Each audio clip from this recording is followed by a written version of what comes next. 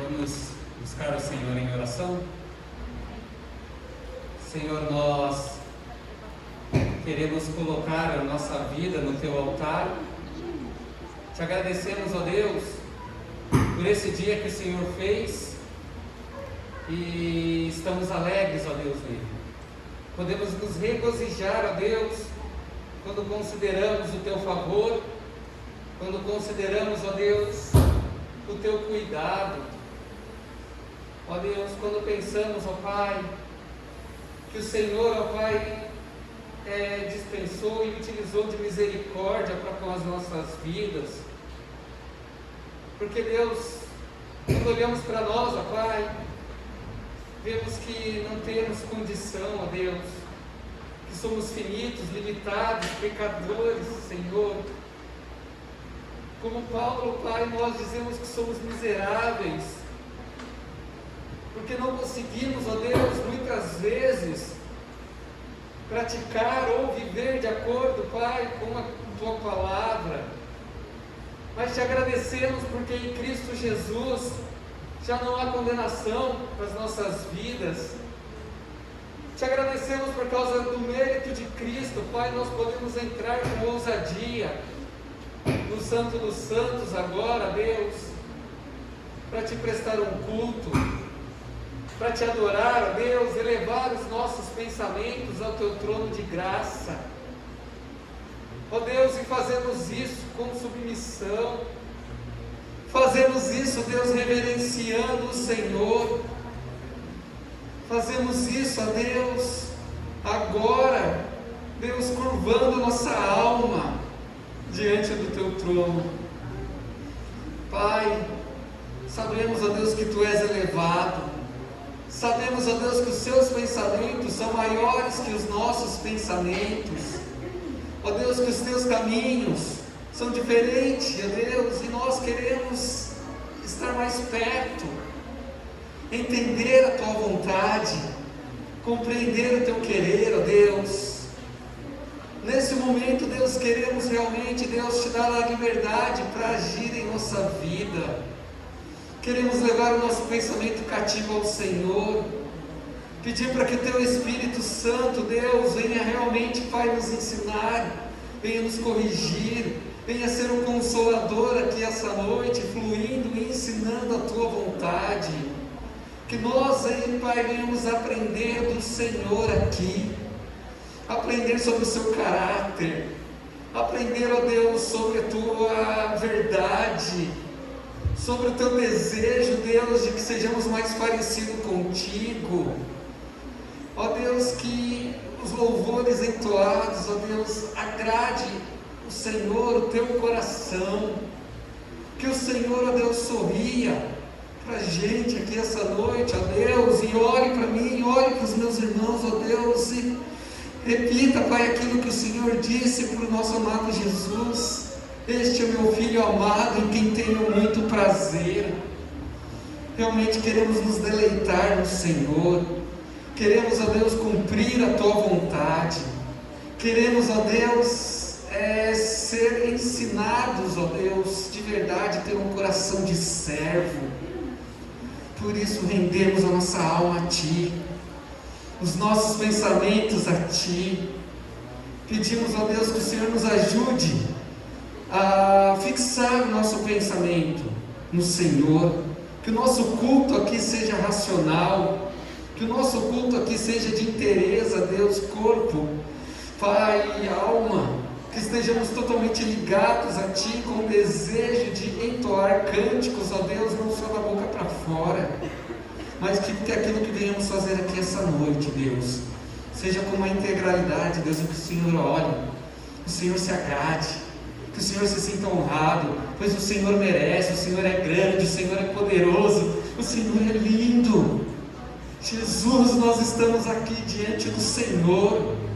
Jesus, nós estamos aqui clamando pelo Teu nome. Jesus, é o Teu nome que há salvação. Jesus, é em Teu nome que, Pai, nós podemos dizer que estamos diante, Pai, do Santo dos Santos. Então professamos e oramos aqui, Pai, pelo Seu nome, porque sabemos que assim temos intimidade com o Pai, que assim podemos levar o nosso coração cativo ao Senhor. Obrigado, Pai, obrigado pela oportunidade, obrigado pela salvação, obrigado pelo resgate, obrigado pela propiciação, obrigado pela redenção, pela liberdade que hoje temos, Deus. Obrigado por esse momento, oramos a Ti agradecidos, em nome de Jesus, amém? Amém. Graça e paz, amada igreja. É com muita alegria que nós estamos reunidos para cultuar o Senhor. E nesse momento especial de culto, eu queria só ler um versículo com os irmãos e trazer para que pensemos nele, né, e apliquemos ele para a nossa realidade, que se encontra no Evangelho de João. Evangelho de João, no capítulo 6. Nós vamos ler um versículo 68 e 69.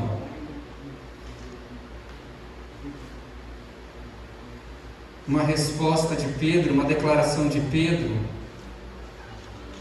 Que seja a nossa declaração aqui nesse momento de culto. Que seja a sua declaração aqui nesse momento de culto. Tá? Então, Evangelho de João, capítulo 6, 68 e 69. Simão Pedro lhe respondeu: Senhor, para quem iremos nós? Tu tens a palavra de vida eterna. Nós cremos e sabemos que Tu és o Santo de Deus. Amém? Amém. Então, queridos, amada igreja, que realmente hoje seja esse o seu sentimento, assim como é o meu. Para onde eu posso ir? Para onde irei eu? Só o Senhor tem palavras de vida eterna. E cremos e sabemos que o Senhor Jesus é o Santo de Deus. Amém? Agora nós vamos ler a palavra do Senhor com o irmão Bruno.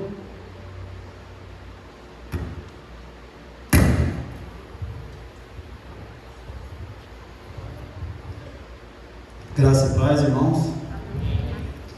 Então vamos ler essa palavra que nos traz a vida eterna. Possamos ter esse sentimento ardendo em nossos corações. 2 Timóteo 4:1. Na presença de Deus e de Cristo Jesus, que julgará todos os seres humanos, tanto os que estiverem vivos como os que estiverem mortos.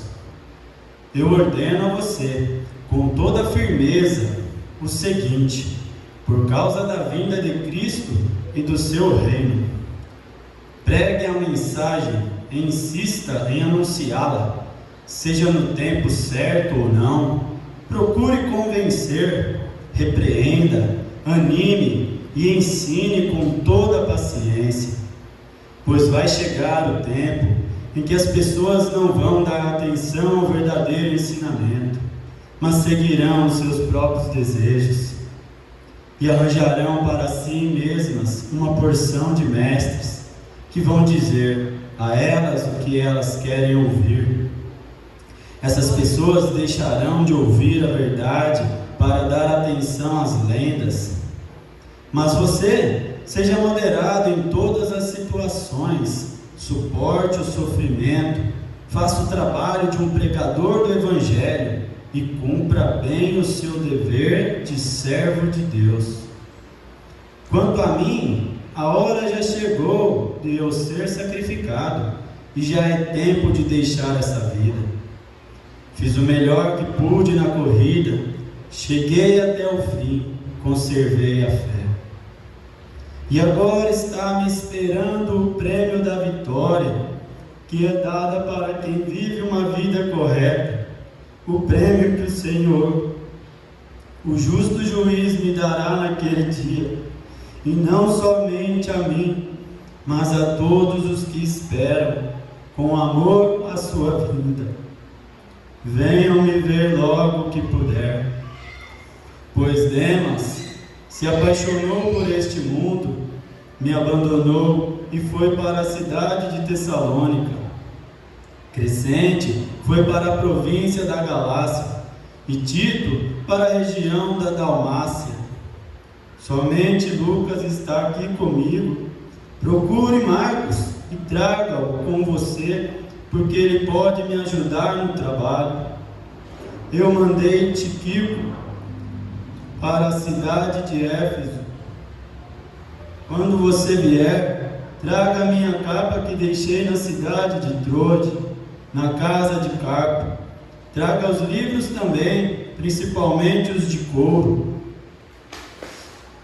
Alexandre, o ferreiro, me prejudicou muito. O Senhor lhe dará a sua recompensa de acordo com o que ele fez. Tome cuidado com ele, pois combateu com muita violência a nossa mensagem. Na primeira vez em que fiz a minha defesa diante das autoridades, ninguém ficou comigo, todos me abandonaram. Espero que Deus não ponha isso na conta deles. Mas o Senhor ficou comigo, me deu força para que eu pudesse anunciar a mensagem completa a todos os não-judeus e me livrou de ser condenado à morte. O Senhor me livrará de todo mal e me levará em segurança para o seu reino celestial. A Ele seja dada a glória para todos sempre. Amém. Saudações a Priscila e ao seu marido Áquila, e também à família de Onésifor. Erasto ficou na cidade de Corinto, e eu deixei Trófimo na cidade de Mileto, porque ele estava doente. Faço o possível para vir antes do inverno. Os irmãos Eubulo, Pudente, Lino e a irmã Cláudia e todos os outros irmãos mandam saudações. Timóteo, que o Senhor esteja com o seu espírito. Que a graça de Deus esteja com você. Amém.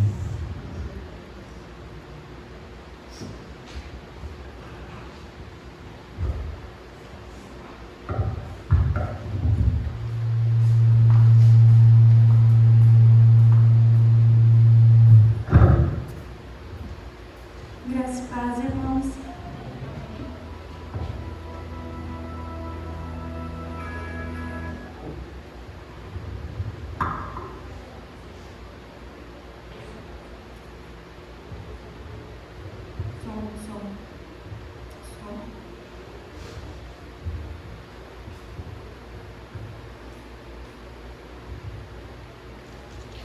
Salvo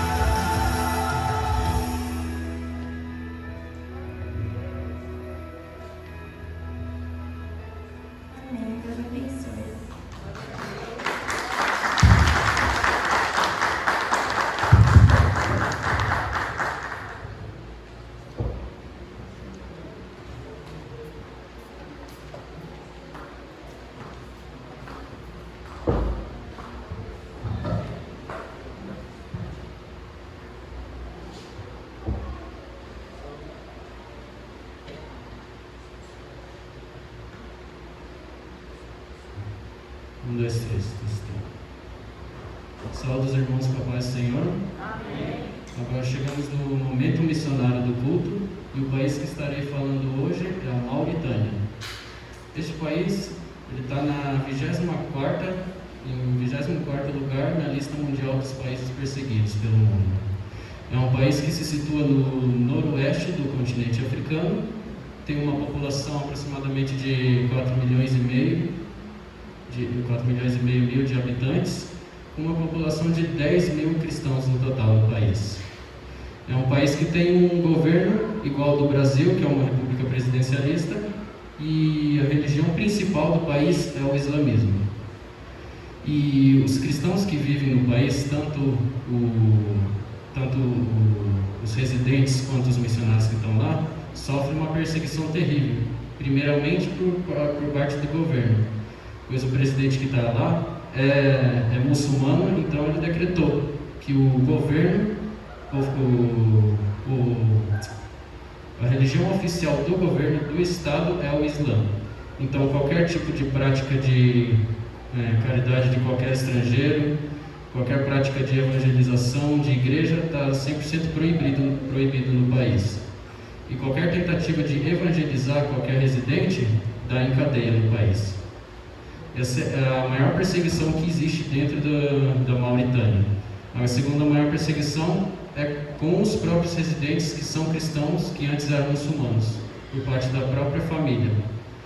E por mais que, graças a Deus, a violência seja baixa, ainda existem grupos extremistas islâmicos dentro do país que perseguem os cristãos que são de fora, e também a própria igreja islâmica não aceita nenhum tipo de religião vinda de fora, incluindo, obviamente, o cristianismo. Então, é um país que precisa da nossa oração, é um país que nós devemos pedir a Deus para mudar o estilo de governo que tem, para que os cristãos, os nossos irmãos que estão lá, sofrendo dia a dia, possam ter a liberdade de pregar o Evangelho sem medo nenhum, sem preocupação nenhuma. E também precisamos orar para os próprios residentes que sofrem bastante dentro da própria família, por a própria família não aceitar que o ex-muçulmano tenha se convertido. Essa realidade é muito parecida com vários outros países que são perseguidos, que foram apresentados nas semanas passadas. E também o país sofre de um grande racismo, que tem diferença de raças, onde os próprios mauritanos que têm a pele mais escura são excluídos da sociedade, daqueles que têm a pele mais clara. Ainda hoje, em 2020, essa é a realidade de vários países, infelizmente. Então, nesse momento, irmãos, eu peço que vocês baixem suas cabeças, fechem os olhos e vamos orar por esse país que tanto precisa da ajuda de Deus. Senhor Deus, neste momento, queremos primeiramente te agradecer, ó Deus, por fazer evidente para nós, Senhor, o problema deste país, o problema da Mauritânia, de todos os cristãos que estão lá dentro, Senhor. Obrigado, Senhor, por abrir os nossos ouvidos, os nossos olhos, que possamos ver, Senhor, cada dia o problema que eles enfrentam e que possamos verdadeiramente nos preocupar, Senhor. Que possamos sempre estar orando por todos os missionários, por todas as pessoas que se converteram, Senhor, no Teu nome, ó Deus. Que não seja somente uma coisa de domingo e que no outro dia esqueçamos, Deus. Não, que Teu Espírito Santo, por favor, Senhor, esteja sempre nos lembrando a cada dia que passa, Senhor, dessa dura realidade, Deus. Também, Senhor, nós queremos te pedir pelos próprios missionários e residentes, e os que sofrem preconceito, que estão no país, ó Deus. Que o Senhor lhes dê força, ó Deus, para continuar pregando a Tua palavra, para continuar sempre, Senhor, falando do Teu nome a quem puder, Senhor. Que o Senhor lhes dê coragem, que o Espírito Santo esteja sempre lhes guiando, Deus, em tudo que eles façam, ó Deus. Que eles não desanimem, Senhor, que eles não tenham medo e não desistam, Deus. Que a Tua palavra possa seguir em frente, Senhor, para o maior número de mauritanos possível, Deus. E também, Senhor, nós queremos te pedir para o governo, Senhor, que libere, Senhor, para que deixe de perseguir os cristãos, Senhor, que sofrem tanto, Senhor.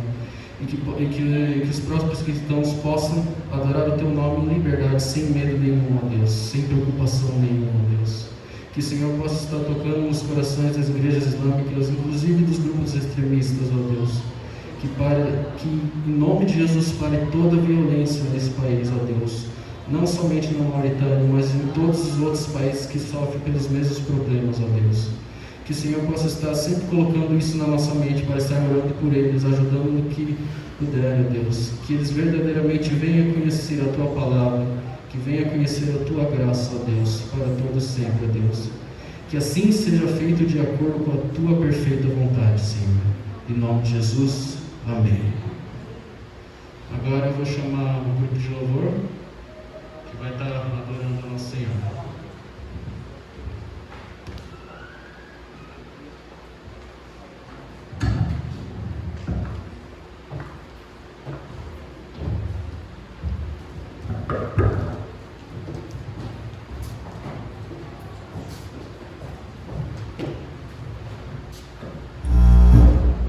Graça e paz, irmãos.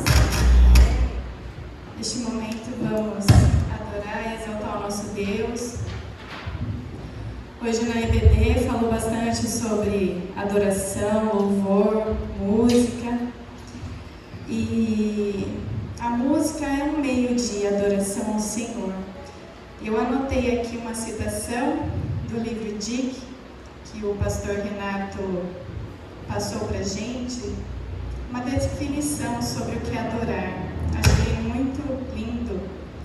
Adorar é vivificar a consciência com a santidade de Deus, alimentar a mente com a verdade de Deus, purificar a imaginação com a beleza de Deus, abrir o coração ao amor de Deus e dedicar a vontade ao propósito de Deus. Adoremos, igreja, pois o Senhor, Ele busca adoradores que o adorem em espírito e em verdade. Amém? Os que puderem se colocar em pé.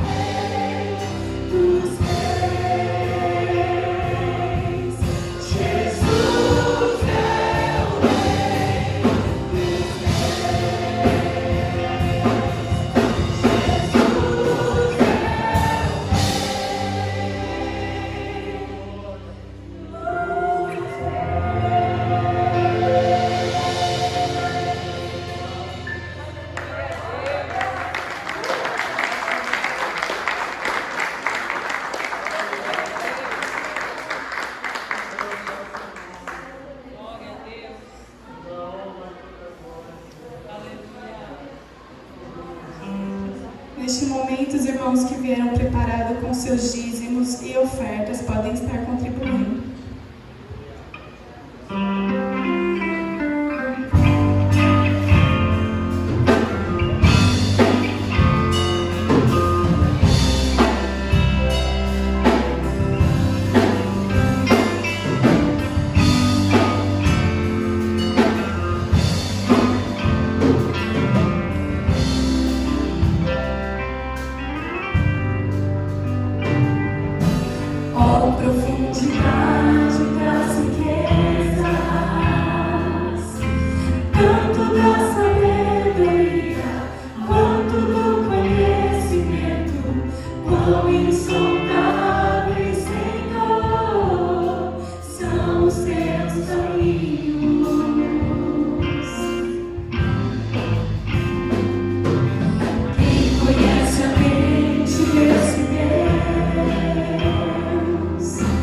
But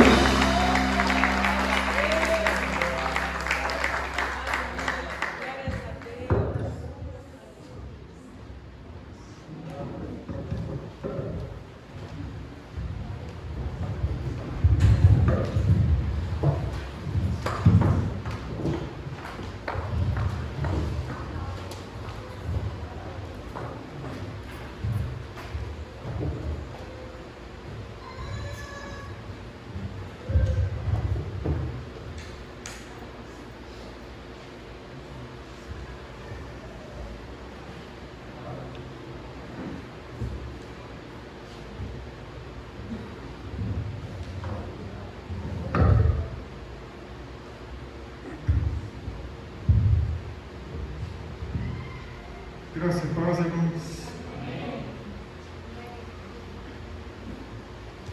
Que dia maravilhoso podemos falar novamente da ressurreição do Senhor Jesus. Estamos no versículo 20, do capítulo 20, discorrendo sobre o que aconteceu com o Senhor Jesus horas depois de sua ressurreição.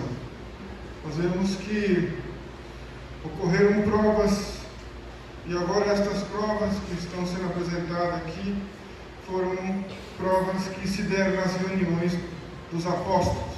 Nós estamos do versículo 19 até o 25, a segunda parte do capítulo 20. Então hoje vamos discorrer o versículo 20, João 20 e 20.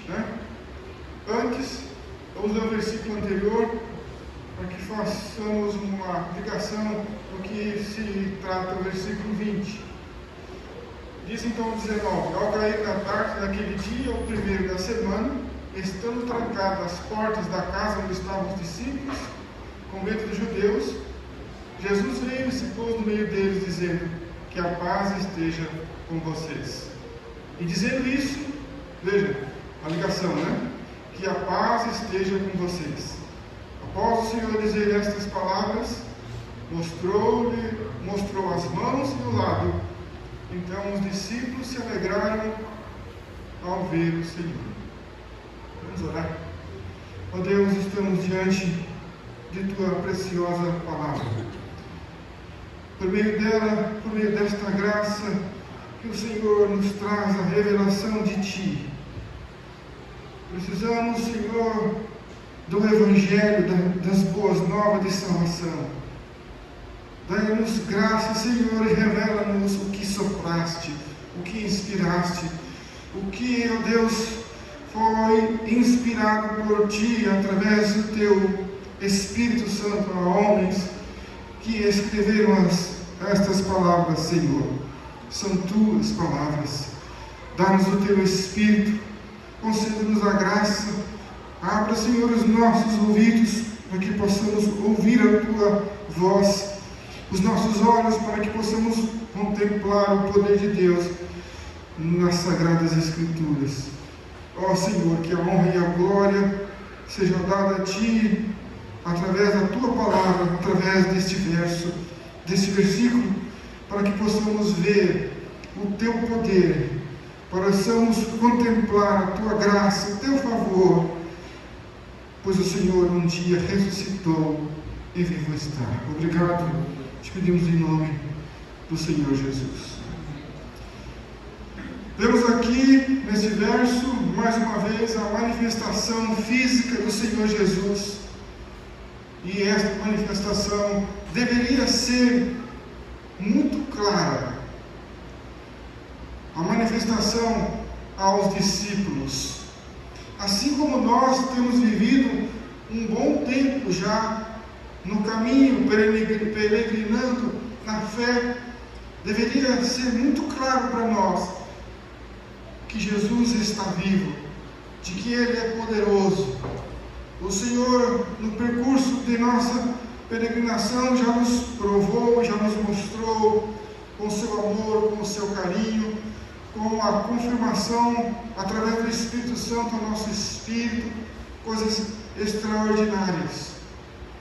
Ali está então o Senhor Jesus, movido de grande compaixão a esses discípulos que estavam ali trancados e com medo. Jesus aparece e, para convencê-los de que era Ele mesmo, Jesus mostra as marcas dos seus ferimentos. Ali estavam as cicatrizes para provar que era Ele mesmo. Era o mesmo, aquele pelo qual a multidão tinha visto morto na cruz há apenas 3 dias atrás. Lá está o Senhor Jesus. Mostrou as mãos e o lado. Imaginamos que Deus poderia ter revigorado o corpo do Senhor Jesus. Ele poderia ter aparecido com os seus ferimentos restabelecidos de forma tão plena, que nós não iríamos reparar as cicatrizes. Muito mais ainda, Deus é aquele que cria. Ele poderia ter dado novas mãos para o Senhor Jesus, mas não. Deus decidiu deixá-las para que pudessem ser demonstrações da verdade da ressurreição, de que não era um outro homem, de que era Ele mesmo, o Senhor Jesus. Aquelas marcas deixadas do sofrimento do Senhor Jesus, nós podemos dizer que era como que a glória daquele que havia vencido a morte. Eram marcas de uma batalha, eram marcas de uma vitória. E assim também aconteceriam com todos aqueles que iriam seguir o Senhor Jesus. O mundo deixaria marca em seus discípulos, o mundo os perseguiria, o mundo os levaria a sofrimentos, e eles teriam as marcas de Cristo, o sofrimento do Senhor Jesus. Sofrimentos, e muitas vezes físico, outros com sofrimento através de pressão psicológica, sofrimentos de medo por conta de ameaças, de rejeições de pessoas entes queridas, de abandono. Todavia, irmãos, todos esses seguidores, dos quais o mundo não é digno, hão de ressuscitar com Cristo no último dia, assim como aconteceu com o Senhor Jesus. 40 dias depois de sua ascensão, Jesus retorna ao céu, e lá ele aparece como um cordeiro sofrido. Isso porque décadas depois, este mesmo apóstolo João, que escreve o livro das Revelações, o livro de Apocalipse, ele é perseguido. A igreja começa a viver num momento de perseguição. João é capturado, é levado à ilha de Patmos, e lá, preso na ilha de Patmos, ele é arrebatado ao terceiro céu. E na glória, ele vê o Senhor Jesus. Cristo lhe aparece, e Jesus traz consigo uma aparência de quem havia lutado muito. Essa é a aparência daquele que chega de uma batalha, uma aparência, e ele retorna porque havia vencido. Os que retornam é porque sobreviveram, e isso é evidente. Jesus aparece ali como um que havia lutado muito. Todavia custou do Senhor Jesus muito sangue, custara sua própria vida, vida esta que havia sido retomada por Ele mesmo, porque Ele tem o poder de dar e retomá-la quando Ele quer. Esse texto está em Apocalipse 5:6, a aparência do Senhor Jesus revelada. Diz assim: então vi no meio do trono e dos 4 seres viventes, e entre os anciãos, em pé um cordeiro que parecia que tinha sido morto. Ele tinha 7 chifres, bem como 7 olhos, e são 7 Espíritos de Deus enviados por toda a terra. Então agora não aparece mais como um simples carpinteiro, como simplesmente um homem apenas de dores. Ele aparece como um cordeiro, sim, que a sua aparência é como a aparência daquele que tinha sido morto. Todavia, ele agora, esse cordeiro, ele aparece com 7 chifres. Aqui está o poder, o onipotente. Não é um simples cordeiro, mas um cordeiro que tem todo o poder, bem como os 7 olhos. Ele está presente em todos os lugares, e com os seus olhos contempla todas as coisas. Este é aquele homem pelo qual os discípulos presenciaram quando ele mostrou as suas marcas. Não é um simples homem. E inclusive aqui é esse que tem 7 espíritos. Perfeito.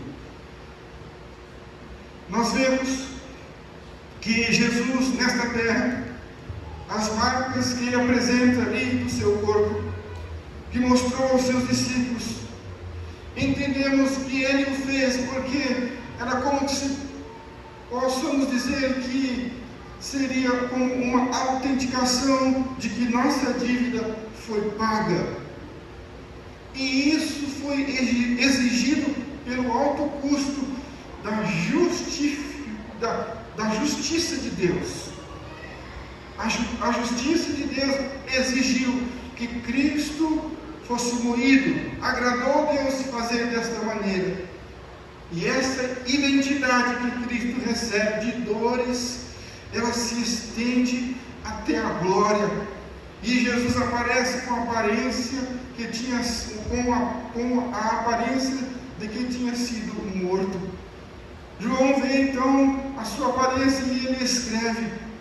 Aí existe nisso uma identidade, com uma mensagem que ainda é proclamada até os dias de hoje, e ela é proclamada mesmo na glória.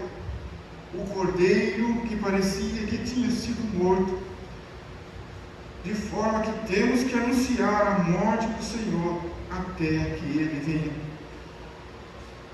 Jamais nós vamos esquecer isso. Jamais vamos esquecer o quanto custou a salvação. E isso está estampado em sua aparência, na aparência do Senhor Jesus Cristo, do nosso Salvador. Uma marca de Deus em seu Filho. Essa é a garantia que podemos ter em nosso coração, de que Jesus sofreu para salvar-nos. A propiciação que nos inseriu ousadamente está na sua aparência. O Cordeiro que tem essa aparência que tinha sido morto. Esta é a nossa garantia de podermos dormir em paz. E esta garantia, ela não está estampada em coisas que se podem perder com o tempo. Nem mesmo nas criaturas de Deus. Há um que é o eterno, o Senhor Jesus Cristo. Esta garantia, desta autenticação está no próprio Deus. Não são marcas feitas em criaturas ou em coisas, mas é nada menos do que no próprio Cristo de Deus. Faça então possível a vida eterna a nós, o seu povo, porque não são marcas que vão se apagar com o tempo. Não, ela perdurará pelo tempo necessário da vida eterna. E essas marcas não foram confiadas a meras criaturas. Por isso, podemos obter por Ele suas misericórdias, através de sua bendita e eterna graça. A sentença então havia sido aplicada no Senhor Jesus, e nós fomos poupados do castigo eterno. Então nós podemos desfrutar desta paz, porque o castigo que nos trouxe a paz estava sobre Ele. Havia uma sentença sobre nós, que a carregávamos. Havia uma sentença de condenação sobre nós. Era uma ferida letal, e essa sentença nos feriu de forma que aquilo nos levaria à segunda morte. Mas por suas pisaduras fomos sarados. Pelas pisaduras do Senhor Jesus Cristo nós fomos sarados. Veja como diz João 19:37. Outra vez diz a Escritura: olharão para aquele a quem transpassaram. Os discípulos olharam para aquele a quem foi transpassado, e o texto diz que então os discípulos se alegraram ao ver o Senhor. Eles se alegraram. Por que eles se alegraram? Porque eram realmente as suas mãos. Apesar de que Lucas coloca que alguns ainda estavam em dúvidas, Jesus os chama para um alimento, para comer com eles. Mas ali estavam os olhos do Senhor Jesus, estavam os gestos daquele homem que havia vivido com eles por todos aqueles anos. Viram ali as marcas dos ferimentos de suas mãos e do seu lado. Cristo os mostrou, o texto diz. Não que os ferimentos em si, neles havia algo especial. Não nos ferimentos, mas naquele em quem possuía os ferimentos, que é o Senhor Jesus. O texto diz que os discípulos se alegraram em ver o Senhor e não em ver os ferimentos. Não há virtude nos ferimentos, mas naquele que foi ferido, o Senhor Jesus. É por isso que somos salvos. Somos salvos pelo que Cristo, o ungido do Pai, se submeteu. A isso ele se submeteu. Ele se submeteu ao sofrimento de morte. Despiu-se da sua glória e morreu morte de cruz. O sofrimento do Senhor Jesus não foi em vão. A obra que ele havia começado, ele estava aperfeiçoando ali. E é assim que acontece conosco. Ele começa uma obra em nossa vida e ele dá continuidade aperfeiçoando-a. Se ele iniciou a obra em nossa vida, temos a certeza que ele terminará. A dívida do seu povo havia sido paga. Ali estavam as marcas do nosso Salvador. Não há mais nenhuma condenação para os que estão em Cristo Jesus, que não andam segundo a carne, mas segundo o Espírito. Nenhuma condenação há, porque Cristo as pagou na cruz do Calvário. Desta forma, nós podemos afirmar que o Senhor Jesus Cristo não morreu pelos que estão no inferno, nem para os que estão indo para lá. Uma dívida não se paga duas vezes. Porque aqueles que estão no inferno vão viver a vida inteira tentando pagar uma dívida, porque ninguém as pagou por ele.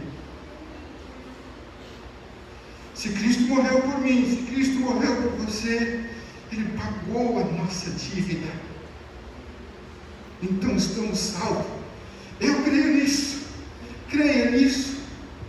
Seria injusto condenar um homem por uma dívida que já foi paga. Condenar um homem pelo qual Cristo havia morrido por ele na cruz do Calvário.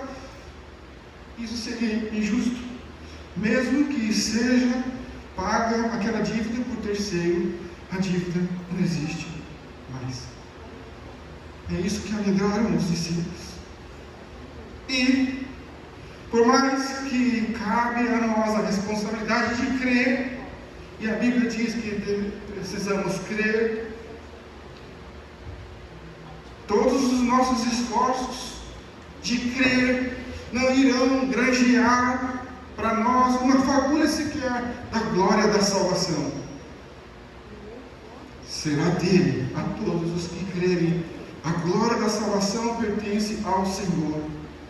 E disso eu, você, nós, o seu povo, estamos bem conscientes desta verdade. Porque o nosso Deus não divide sua glória com ninguém. A glória da salvação pertence somente a Ele. Nossas consciências, em obediência, elas se inclinam àquele a quem é devida a glória da salvação, toda a glória da salvação. Aleluia. E é nisso que está o amor de Deus. Aí está o amor de Deus. Nos deu seu Filho para que todo aquele que nele crê não pereça, mas tenha a vida eterna. a reação dos discípulos foi alegria. Que essa seja a nossa reação também. Que possamos nos alegrar. Será que a morte de Jesus Cristo na cruz, estas provas que Ele nos traz para nos ajudar em nossas dúvidas e em nossa incredulidade, nos basta? Será que precisaríamos de mais alguma coisa? E isso é suficiente para que nós iremos nos regozijar? Todavia, muitos, ao olhar isto aqui, vão querer inventar uma religião.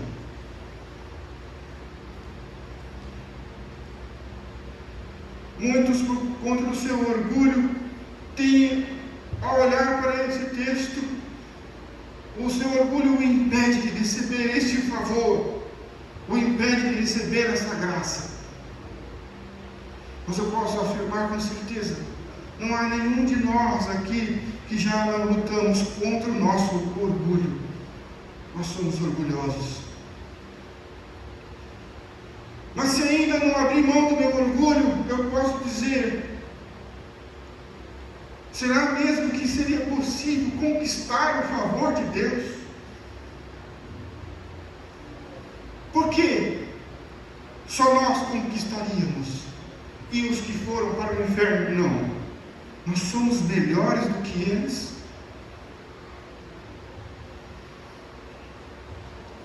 E isso deve bastar para nós ao olhar para esse texto, em que Jesus trouxe-nos a salvação de forma gratuita.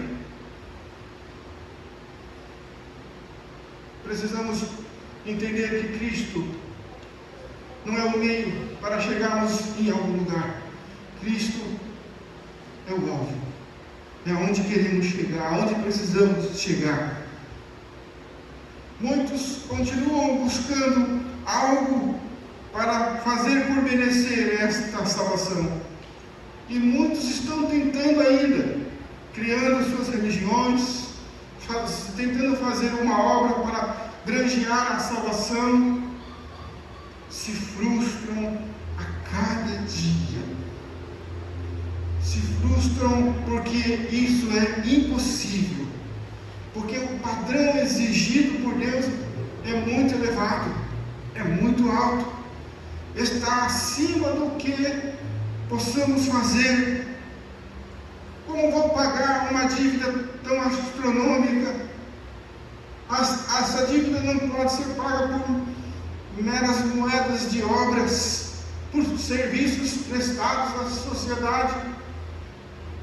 Isso são migalhas diante do justo juiz. O preço da salvação é o sangue do seu Filho Jesus. Nada pode se comparar a isso. Nosso pecado é muito grave. Cometemos esse pecado como um crime sem fiança.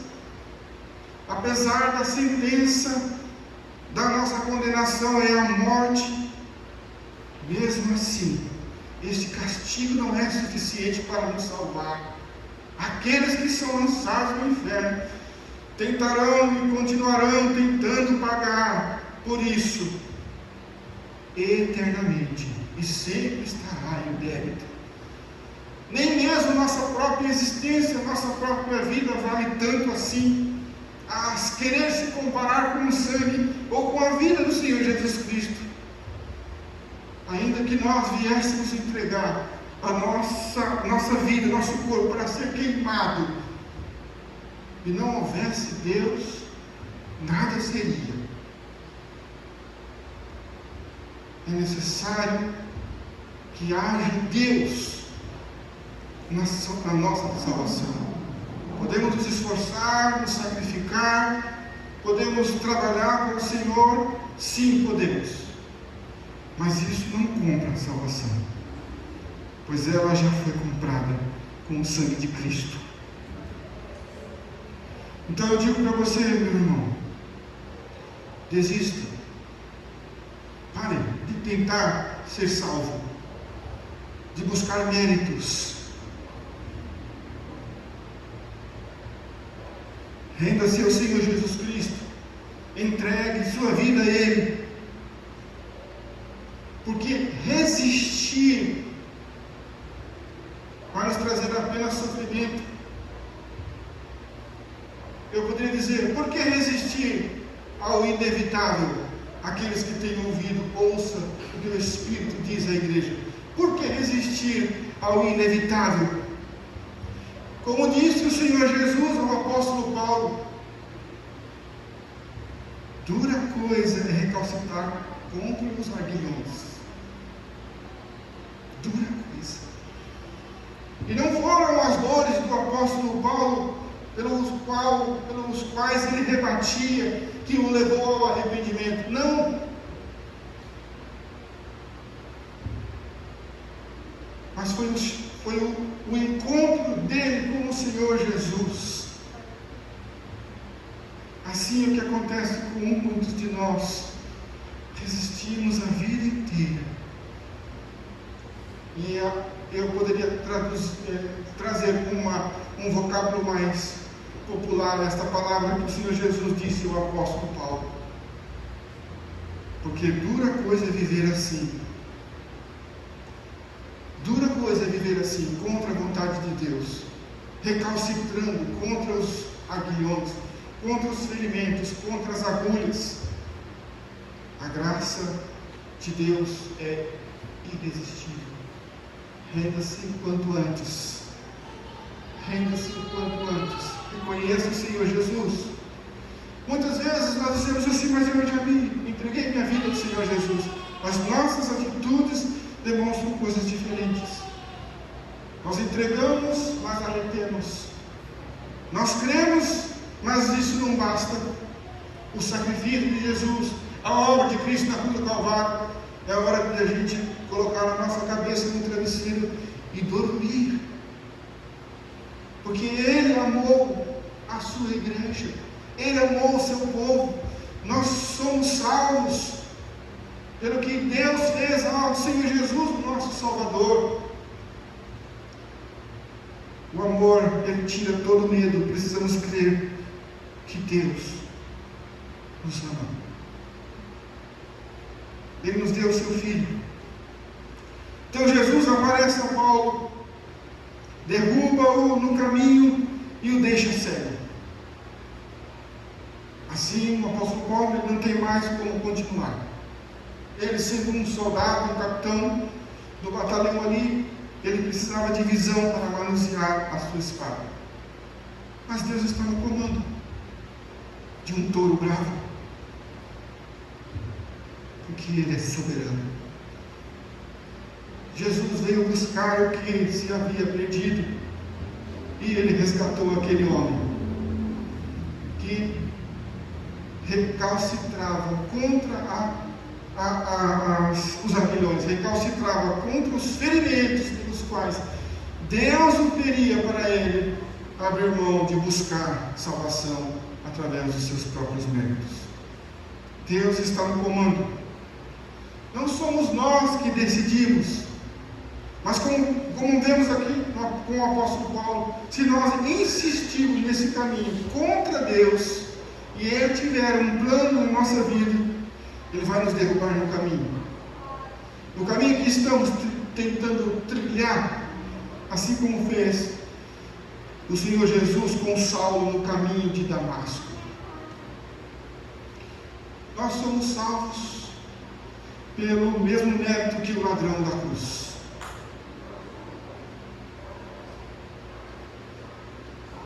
O ladrão da cruz foi salvo pelos méritos de Jesus Cristo. Nós somos salvos pelos mesmos méritos do ladrão da cruz, quando nenhuma obra ele tinha feito. Se alegre com isso. Imagine a impressão que isso causou àqueles discípulos. Então os discípulos se alegraram ao ver o Senhor. Que a nossa alegria esteja direcionada e compreendida o porquê estamos alegres. O bem que isso nos faz, irmãos, confirma em nosso ser a cada dia mais e mais a nossa fé em Cristo. Isso nos faz bem ao contemplar as marcas de Cristo a anunciar a sua morte ao nossa alma até que Ele venha. Nossa alma se acalmará quando a cada dia nós lembrarmos que nosso Senhor, Jesus Cristo, nosso Salvador, venceu a morte. Ele ressuscitou. Quando nós olhamos para as Escrituras,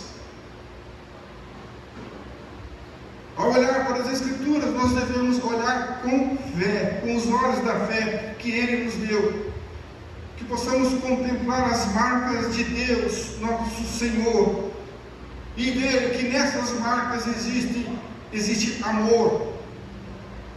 São marcas de vitória. São cicatrizes de honra do maior guerreiro de todos os tempos. E Ele fez para que a sua justiça fosse aplicada.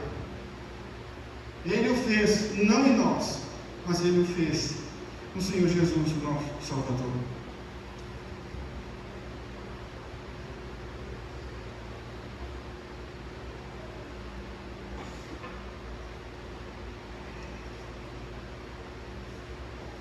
Fisicamente, Deus hospedou no nosso planeta.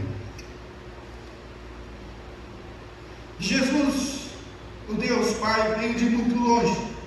Nós poderíamos dizer que Ele veio de outra galáxia, de outro universo, de outro mundo, de um multi-universo, se é que existe. De uma coisa sabemos que Ele veio de muito distante, de um lugar que ninguém pode ir, inacessível. Jesus veio do céu, mas muito mais ainda, além do céu. Veja como é sério a salvação, como ela foi custosa para Deus. Ele fazer isso era um caso muito sério. Ele veio pessoalmente resolver isso. Ele não mandou recado, Ele não mandou um representante para salvar a humanidade, não mandou um e-mail, não apareceu numa live, não deu um aviso pelo WhatsApp, por um grupo de uma rede social. Precisava ser presencial. E nós estamos falando da presença de Deus. Não é a mera presença de um ser humano. E inclusive não poderia ser um mero homem, apesar do Senhor Jesus ser homem, mas não poderia ser um mero homem, um homem ordinário. Não poderia ser um mero profeta, apesar de ele ser um grande profeta, ou profeta. Não poderia ser simplesmente um sacerdote, um rei. Ele precisava ser todas essas coisas, e dentre todas essas coisas, ele precisava ser o maior, o mais elevado entre todos eles. Não poderia ser da terra, deveria ser celestial. Então ele poderia enviar um anjo, de repente então um serafim, uma das criaturas mais poderosas que Deus criou. Não poderia.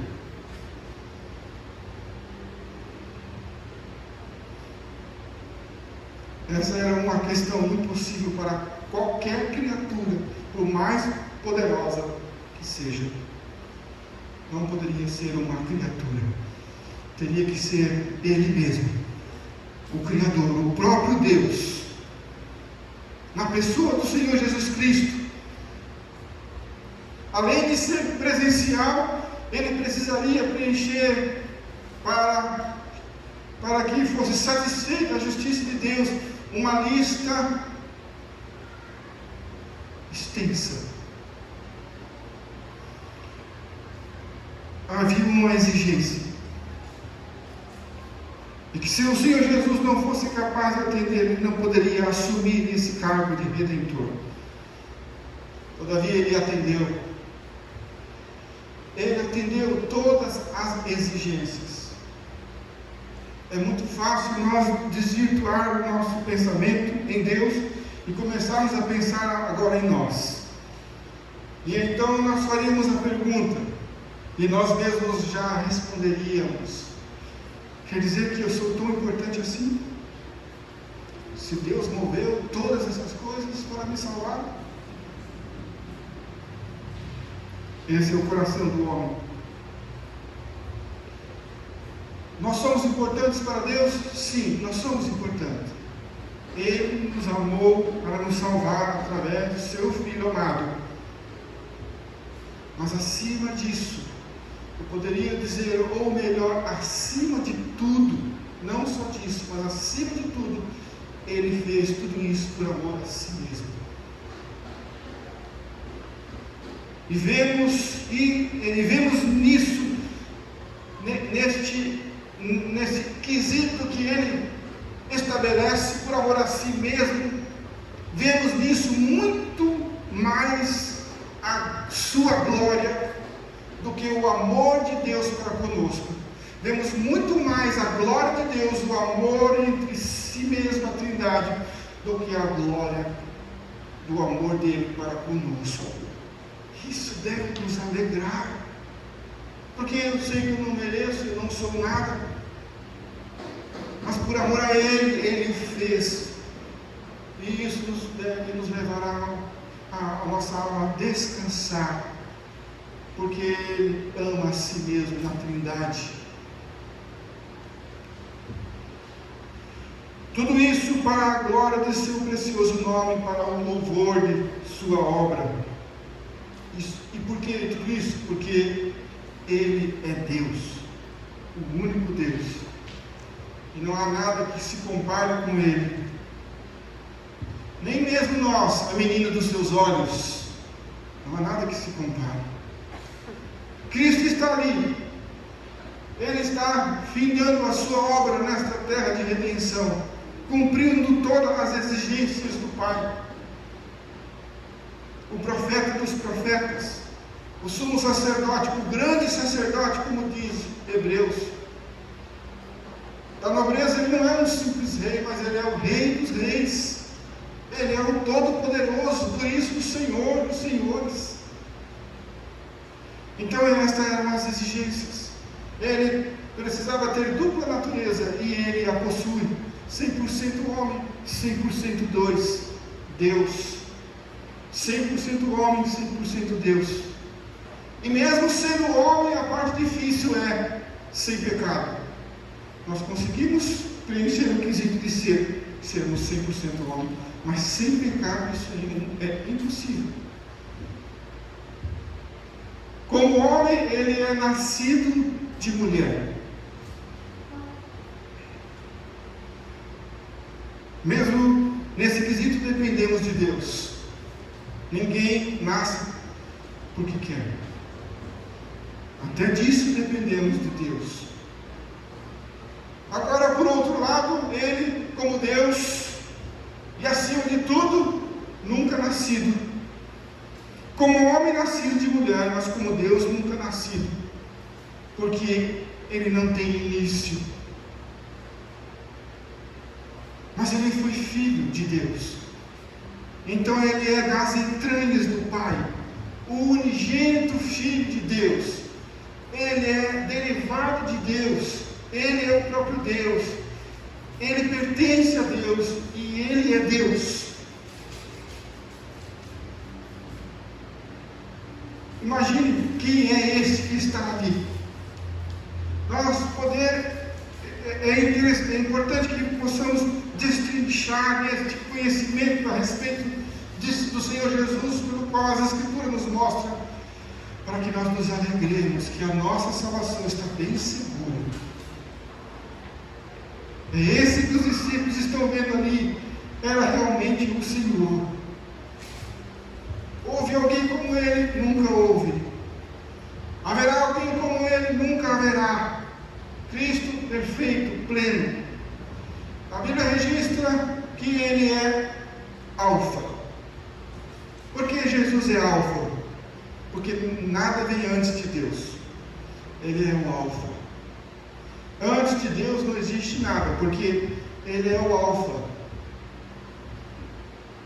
Mas a Bíblia também registra que Ele é o Ômega. Porque o infinito, nesse caso, já ficou para trás. O infinito é depois. Depois do infinito, aí está Deus. Deus está além do infinito. E nesse além, só Deus está lá. Em luz inacessível. Por isso aquele que João vê é aquele que tem 7 espíritos, 7 chifres, 7 olhos. A Bíblia diz que Deus, o Pai, está em luz inacessível. Ele sendo o Pai das luzes, aquele que habita em luz inacessível, o eterno, é o Eu Sou. Que possamos conhecer o capitão da salvação, esse que nos salvou. É de lá que ele veio, além do infinito.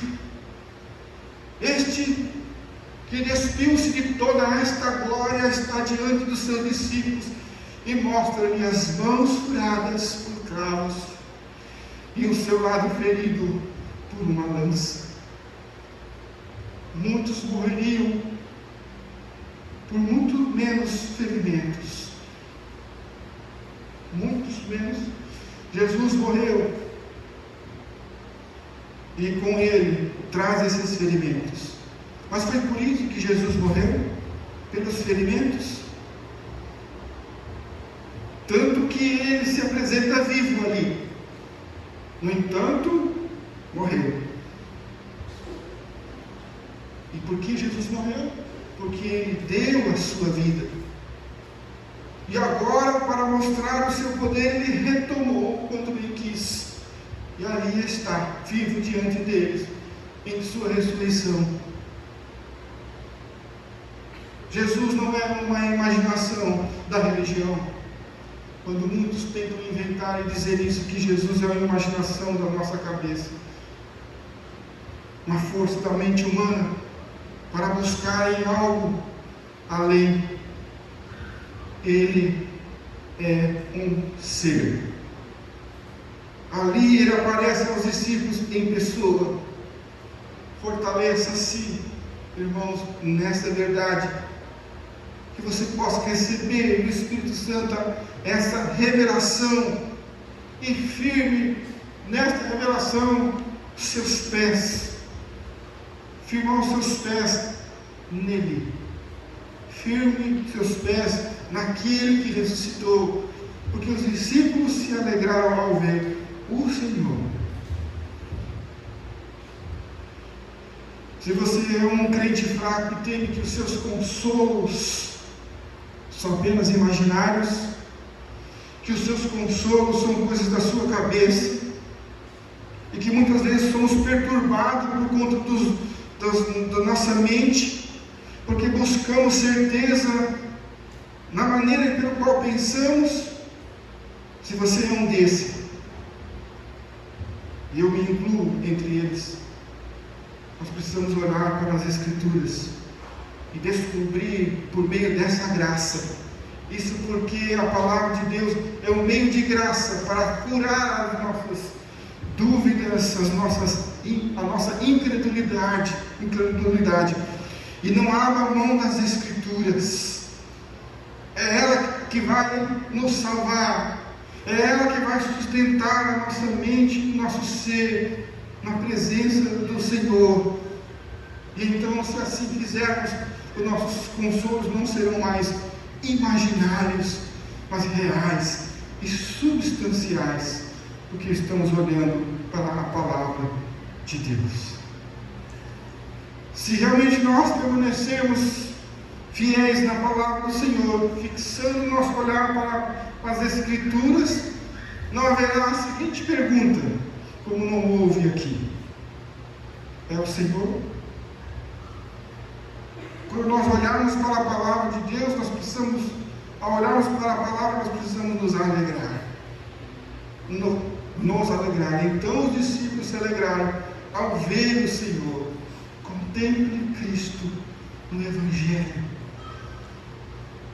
Então você terá certeza, ao ler as Escrituras, ao meditar nela, ao alimentar-se dela, é Ele mesmo, é o Senhor Jesus.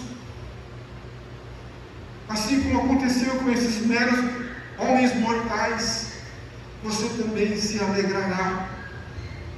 Porque aquilo que fortalece a nossa fé desperta a verdadeira alegria.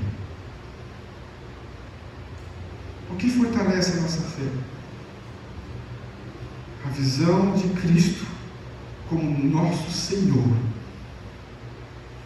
A visão de Cristo como nosso Senhor fortalece a nossa fé e desperta a verdadeira alegria. E é isso aqui. Então os discípulos se alegraram ao ver o Senhor. Já havia concebido que Cristo era o Senhor de suas vidas. O que aconteceu, irmãos, com Jacó? Acho que os irmãos se recordam que seu filho José havia sido levado para o Egito, capturado ali, vendido como escravo pelos seus próprios irmãos e dado ao seu pai Jacó, o velho Jacó, como morto, trazendo a ele a veste colorida do seu filho, ensanguentada, como se uma besta fera o houvesse despedaçado. Jacó me disse que ele ficou angustiado e muito triste.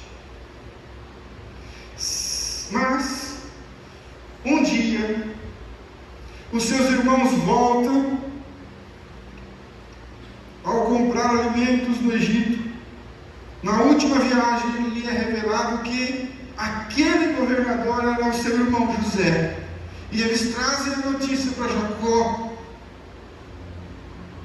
que José estava vivo.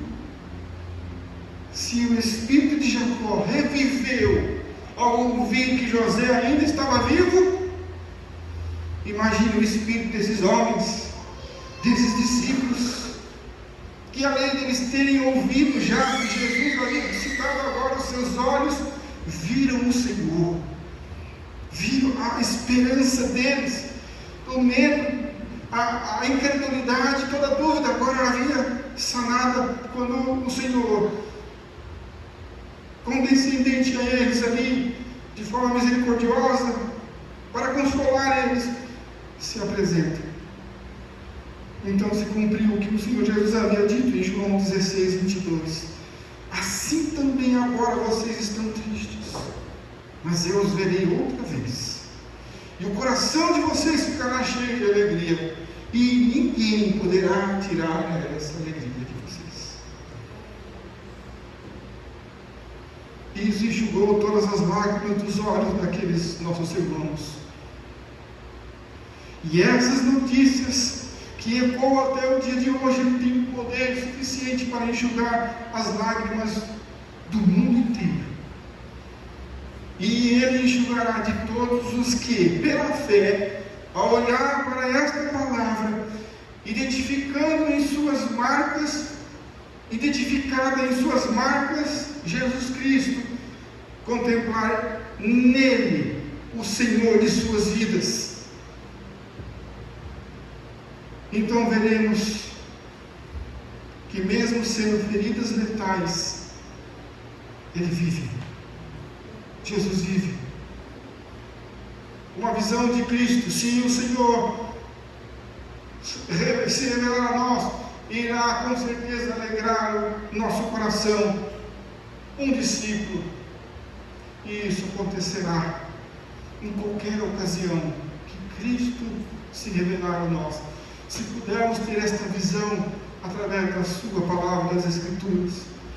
Então, quanto mais nós vimos a Cristo, mais nos alegraremos nele. E nossa alegria se aperfeiçoará no Senhor, até que um dia pudermos chegar em sua presença, onde o veremos pleno, como ele é. Amém? Deus abençoe.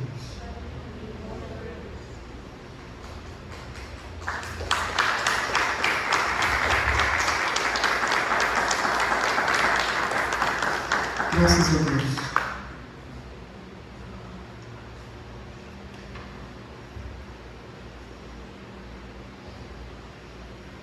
Os irmãos querem colocar os avisos? Nós temos alguns minutos, né? Ah, sim. Muito obrigado, irmãos, pela presença de todos. Que Deus abençoe a todos nesse primeiro dia da semana. Que o Senhor possa conduzir nossos passos, né, para a glória do seu santo e precioso nome.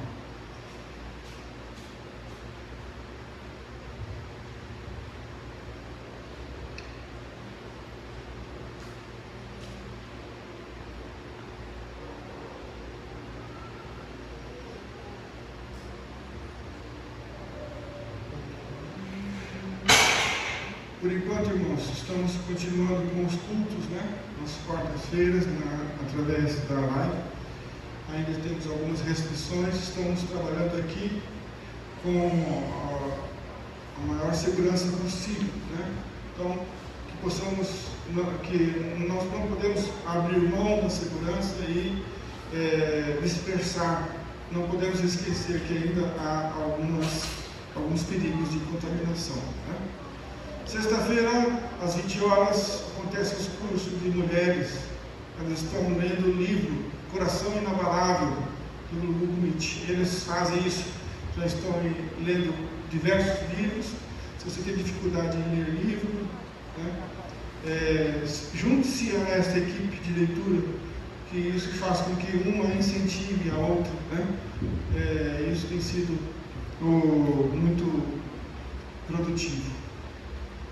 E tão produtivo que elas não ficaram com um livro só, né? Mês passado também às 9h30 acontece novamente outro curso com o título Mulheres em Apuros, né? Também estão lendo este livro. Aqui às 10 horas, né, está acontecendo também a leitura e o estudo do livro Somos Todos Teólogos. Isso é uma leitura, irmãos, que precisamos fazê-la. Isto ali tem os princípios, os fundamentos da nossa fé, as diretrizes da doutrina da salvação, a revelação da essência, a revelação de Deus. Então, somos todos teólogos. O detalhe é: somos bons ou não? Somos bons teólogos ou não? Todos nós temos a definição de Deus na nossa mente. Nós já nascemos com isso. Mas nós precisamos das Escrituras para alinhar o nosso pensamento e conhecer o verdadeiro Deus. Por isso estudamos as Escrituras. E domingo às 15 horas, como nós vemos hoje, está acontecendo a escola dominical, a EBD. Riquíssimo, né? Precisamos não simplesmente prestigiar, mas alimentar nossa alma. É um momento de nós aprendermos como lidar uns com os outros, né? E tem sido de grande valia. E o culto de hoje, que aconteceu às 17h55, este culto presencial, por enquanto, ainda continua, o único presencial no momento, né? Deus abençoe a todos. Coloque-se de pé, irmãos. Muito obrigado. Deus abençoe as suas famílias. Que possamos honrar o Senhor em todo o que fizemos para a glória do seu nome precioso. Pai, obrigado, Senhor. Te agradecemos nesta noite por esta oportunidade. Graças te damos pela salvação. Muito obrigado por tua presença em nosso meio, em nossa vida. Obrigado, Senhor, pela salvação. Graças te damos, ó Senhor, por Jesus Cristo, nosso Salvador. Nos ajude, Senhor, a guardar no nosso coração a tua palavra. Dê-nos graça para que possamos, ó Deus, ser consolados por estas verdades. Louvamos o teu nome e te agradecemos por todas as coisas. Obrigado pela vida, pela existência. Obrigado, Senhor, pela igreja de Jesus. Obrigado pelos irmãos. Obrigado por cada um de nós. Obrigado por nos direcionar. Obrigado por nos ajudar. Pedimos a Deus que o Senhor continue conosco. Não podemos viver sem Ti. Precisamos, ó Pai, cure nossas feridas, trabalhe nossa mente, nossa alma, nosso coração. Direcione nossos passos para que tudo que fizermos o façamos para a glória do teu santo e precioso nome. Nos ajude, Senhor, a te obedecer. Concede-nos o que exige de nós, ó Pai. Te pedimos no nome do Senhor Jesus. Que o amor de Deus Pai, a graça do nosso Senhor e Salvador Jesus Cristo e a consolação do Espírito Santo seja com todos, como diz a palavra de Deus, hoje, amanhã e sempre. Você crê nisso, irmãos? Amém. Eu também creio. Deus abençoe.